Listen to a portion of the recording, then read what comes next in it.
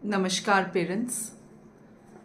Parents आज हम बात करेंगे कि वर्चुअल ऑटिज्म क्या है।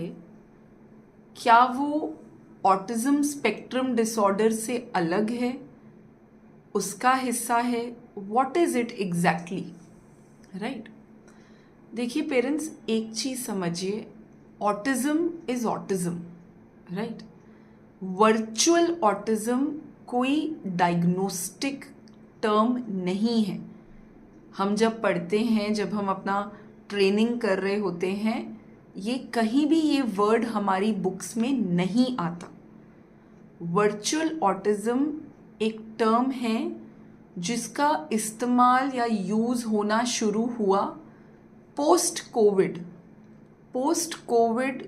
कोविड के दौरान बच्चों ने खूब स्क्रीन एक्सपोजर बच्चों को हमारे मिला, ज़्यादातर बच्चों को मिला, और उसके कारण काफ़ी बच्चों में different form of problem behaviours, developmental issues, hyper activity, speech issues, social communication, इन सब में प्रॉब्लम्स दिखने लगे, राइट? तो एक टर्म कॉइन हो गया वर्चुअल, जिसका मतलब है कि बच्चे को दिन का अगर 4 घंटे से ज़्यादा का स्क्रीन एक्सपोजर मिला तो वो टर्म वर्चुअल हम यूज़ करने लग जाते हैं, ठीक है? और ऑटिज़म क्यों बोलते हैं? ऑटिज़म का डायग्नोसिस तब आता है जब बच्चा अपने लैंग्वेज और सोशल माइलस्टोन्स जो एज के हिसाब से जैसे होने चाहिए उसमें लैग कर रहा हो, उसमें डिले हो, वो उम्र के अनुसार ना हो, तब हमें रिस्क फॉर ऑटिज्म लगता है। बच्चे में स्टिमिंग बिहेवियर्स हैं, स्टीरियोटिपिक रेपिटेटिव बिहेवियर्स जिसको बोलते हैं साइंटिफिकली। स्टिमिंग, हैंड फ्लैपिंग हो गया, टो वॉकिंग, माउदिंग, स्पिनिंग, ये सब स्टिमिंग बिहेवियर्स हैं। ये एक डायग्नोस्टिक क्राइटेरिया है ऑटिज्म के लिए, राइट? तो पोस्ट कोविड जब हमने देखा कि suddenly the percentage of children जो सोशल और लैंग्वेज माइलस्टोन्स में पीछे थे, उनका रेशियो बढ़ा, प्रपोर्शन बहुत ड्रास्टिकली इंक्रीज हुआ, और रेट्रोस्पेक्टिवली देखा गया कि क्यों हुआ, क्योंकि बच्चा एक घर में सीमित रहा और उसको बहुत ज़्यादा स्क्रीन टाइम मिला, ठीक है? तो इमिजिएटली जो नेक्स्ट चीज़ हम करेंगे कि अच्छा शायद स्क्रीन से हो रहा है, so let's reduce the screen time. Immediately parents को बोला गया तो उन्होंने स्क्रीन टाइम बंद किया बच्चे का, इंटरवीन किया, पेरेंट्स ने इंटरवीन किया, थेरेपीज शुरू की, एग्रेसिवली इंटरवीन किया, और बाद में कुछ महीनों के बाद जब बच्चा 3 से 6 महीने के अंदर बच्चे ने ड्रास्टिकली इम्प्रूवमेंट दिखाया और अपने माइलस्टोन्स एज के हिसाब से अचीव करने लगा, तो बाद में ऐसे बच्चों को वर्चुअल ऑटिज्म का ये एक टर्म उनके लिए यूज होने लगा, right? This is virtual autism. मतलब आपके बच्चे ने खूब स्क्रीन देखा, बच्चे में स्क्रीन एक्सपोजर के साथ स्पीच डिले है, लैंग्वेज डिले है, कम्युनिकेशन अच्छा नहीं है, सोशल बिहेवियर्स अप्रोप्रिएट नहीं है, बच्चा आई कांटेक्ट नहीं देता, नाम बुलाते रहते हैं, सुनता नहीं है, पापा घर पे आए तो उनको एक सोशल स्माइल या हेलो या नमस्ते या जा रहे हैं तो बाय बाय, वो बच्चे को नहीं समझ आ रहा, बच्चे को हम कुछ बोल रहे हैं, बच्चे दरवाज़ा खोल दो, वो नहीं कर पा रहा। तो ये डिलेज के साथ स्क्रीन एक्सपोजर मिला, तो हम उसको इनिशियली ऑटिज्म ही मानते हैं, ऑटिज्म स्पेक्ट्रम में ही डालते हैं, और फिर पेरेंट्स को बोलते हैं कि इनका स्क्रीन टाइम 0 कीजिए, इन पे काम कीजिए, इन पे एग्रेसिवली काम कीजिए, और एग्रेसिवली काम करने के बाद अगर आपका बच्चा 3 से 6 महीने में सडन बाउंस बैक करता है, ड्रास्टिक इम्प्रूवमेंट दिखाता है अपने माइलस्टोन्स में, अपने जो डिलेड टारगेट्स हैं उनको कैचअप कर लेता है, तो बाद में उसका बच्चे का डायग्नोसिस या उन पे ये टर्म यूज होता है। ठीक है, सो बच्चे में स्क्रीन एक्सपोजर था, बच्चे को लैंग्वेज सोशल डिलेज हुए, हमने थेरेपी शुरू की, लेकिन the rate of progress is slow, तो उसको वर्चुअल ऑटिज्म नहीं बोलते, उसको ऑटिज्म स्पेक्ट्रम डिसऑर्डर में ही डालते हैं parents.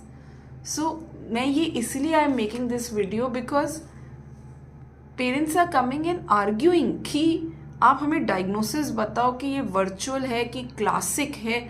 Classic autism spectrum disorder होता है, उसके लेवल्स होते हैं of severity as per the symptom profile, right. So ये गलत फहमी में कि वर्चुअल कुछ अलग है, क्लासिक कुछ अलग है, वर्चुअल के लिए हम कुछ अलग काम करेंगे, क्लासिक के लिए, ऐसा नहीं है। ठीक है, वर्चुअल ऑटिज्म का टर्म बाद में लगता है डिपेंडिंग ऑन द आउटकम, तब आता है वो टर्म वर्चुअल, राइट पेरेंट्स। पहली चीज तो ये क्लियर कर लीजिए कि कहाँ ये टर्म शुरू, कैसे ये टर्म यूज होना शुरू हुआ और किसके लिए यूज होता है। ठीक है, दूसरी चीज, ये टर्म वर्चुअल कोई डायग्नोस्टिक बुक्स में हमको नहीं दिखता, हमने अपने स्टडी ड्यूरेशन में ये कभी वर्ड वर्चुअल ऑटिज्म नहीं पढ़ा था, पोस्ट कोविड ये टर्म आया, अभी भी ये हमारी डायग्नोस्टिक बुक्स में नहीं है। ठीक है, और तीसरी चीज पेरेंट्स, आप as a parent, you know, as a parent I am saying this, आपने अपने बच्चे में देखा, आपको लगा कि हाँ कंपेयर टू दूसरे बच्चे जो मेरे सेम एज के हैं, मेरे बच्चे में कुछ कमियां मुझे दिख रही हैं, तभी आप गए ना किसी स्पेशलिस्ट से इंटरवेंशन के लिए या डायग्नोसिस के लिए, है ना। तो आपके लिए वो टर्म कि मेरे बच्चे पे वो लेबल, वो इतना इम्पोर्टेंट नहीं होना चाहिए। आपको इससे क्या फ़र्क पड़ता है कि वो क्लासिक ऑटिज्म है कि वर्चुअल ऑटिज्म है, उसके ये सो कॉल्ड टर्म्स से आपको क्यों फ़र्क पड़ता है पेरेंट्स? नहीं पड़ना चाहिए ना। आपको दिख रहा है कि हाँ मेरे बच्चे में कुछ लैग है, there is a delay in certain areas when you compare them to children of same age. जब आप उनका कंपैरिजन दूसरे बच्चों के साथ करते हैं, आपको दिख रहा है कि हाँ मेरा बच्चे का स्पीच एज अप्रोप्रिएट नहीं है, मैं उसका नाम ले रहा हूँ तो वो रिस्पॉन्स नहीं दे रहा है, तो आपको डिले दिख रहा है, it is a neuro developmental issue. आपको डिले दिख रहा है, आप वो डिले नोट करो और उस पर काम करो ना। That is as a parent वो आपके कंसर्न होना चाहिए कि मैं क्या करूं कि मेरा बच्चा फटाफट कैचअप करे या अपने माइलस्टोन्स के पास आए। ये एज अ पेरेंट तो सिर्फ ये कंसर्न होना चाहिए। Why is that term so important? No, it is not important. That is what I am trying to tell you. That label, why you want to label your child? It is just not important. आपके लिए important ये है कि आज मेरे बच्चे में ये परेशानी है और मैं क्या करूं, क्या इंटरवेंशन करूं, मैं खुद क्या करूं, दूसरों से क्या मदद लूं कि इसमें सुधार आए, पीरियड। वहाँ पे आपका कंसर्न अब होना चाहिए प्रैक्टिकल उस पर कि क्या करूं। डायग्नोसिस को लेके as a parent that term should not be important. No, एक माँ की चिंता वो टर्म नहीं हो सकता। एक माँ की चिंता ये हो सकती है कि हाय मेरा बच्चा बोल नहीं रहा है या मेरा बच्चा समझ नहीं रहा है, मैं उसे बुला रही हूँ तो मेरी तरफ तुरंत देख नहीं रहा है, या मुझसे इमोशनली अटैच क्यों नहीं हो रहा है, ये चिंताएं हो सकती हैं। उसका डायग्नोसिस क्या है, क्या वो क्लासिक है, क्या वो वर्चुअल है, ये चिंता एक माँ की नहीं है, मतलब नहीं होनी चाहिए मेरे हिसाब से। सो इसलिए ये वीडियो बनाया मैंने, जस्ट टू टेल यू कि ठीक है वर्चुअल ऑटिज्म क्या है वो तो ठीक है, बट उससे आगे बढ़िए, प्लीज मूव अहेड। देखिए कि बच्चे में क्या क्या कमियां हैं और अब मैं उसमें क्या काम करूं कि सुधार आ जाए। ये आपका एम होना चाहिए एज अ पेरेंट, बस। That is it. So the reason I am making this video is क्योंकि इन द लास्ट 1 महीने में मेरे पास इतने एनकाउंटर्स हुए हैं just to clarify the diagnosis, you know. तो कि मैम आप हमको बताइए कि ये वर्चुअल ही है ना. कैसे बताएंगे वर्चुअली है? जब काम करेंगे और बच्चे की स्पीड ऑफ रिकवरी देखेंगे तभी बताएंगे ना कि हाँ चलो ये तो अरे 6 महीने में इतना अच्छा कर गया. यस यस, स्क्रीन इफेक्ट था, वर्चुअल था, ओके. ये ऐसे होता है, ठीक है. So parents don't get diverted. अपनी प्रायोरिटी बच्चा और उसके माइलस्टोन्स होने चाहिए, उसकी एबिलिटीज़ होनी चाहिए, उसके स्किल्स होने चाहिए. That is important. बस राइट. सो ये समझ के आइडेंटिफाई कीजिए क्या इश्यूज हैं और काम कीजिए. खत्म. राइट. विश्वास के साथ काम कीजिए, खुद पे विश्वास, एक कन्विक्शन कि हाँ मैं अपने बच्चे पे काम करूँगी तो मेरे बच्चे का कल्याण होगा. एंड भगवान पे खूब फेथ और श्रद्धा के साथ काम कीजिए. A mother's prayers have healing touch. एक डॉक्टर जो नहीं कर सकता, एक थेरेपिस्ट जो नहीं कर सकता, वो एक माँ कर सकती है. राइट.